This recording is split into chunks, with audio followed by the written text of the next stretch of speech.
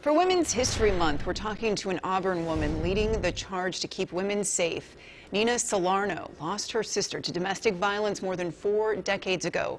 Her death prompted Salarno to become an attorney and start a group dedicated to defending women who've experienced similar violence. CBS 13's Laura Hafley spoke with Salarno about the history of violence against women and the slow progress she hopes to speed up.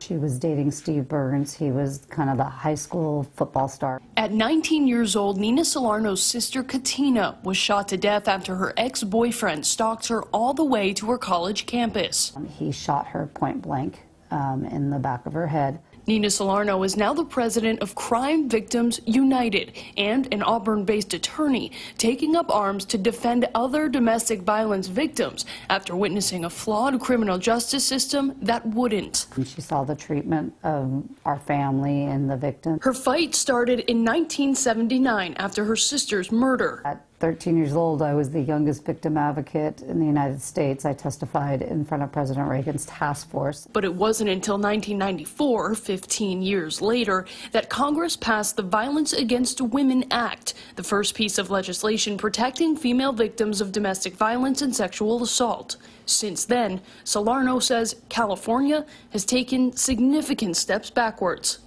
Felony domestic violence is no longer a violent crime in California.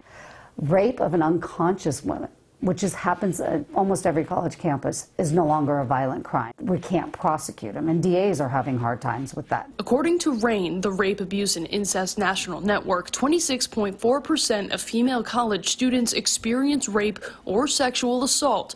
But what's worse, that's not the real number. 84% of sexual assault on college campuses don't go reported. For fear, Nina says, of repercussion, or that the criminal justice system simply won't protect them. And as hard as it is, bringing it to the attention, reporting what's going on is so important. So what's the end goal for Crime Victims United? Female victims have to start speaking out, have to come testify to the legislature.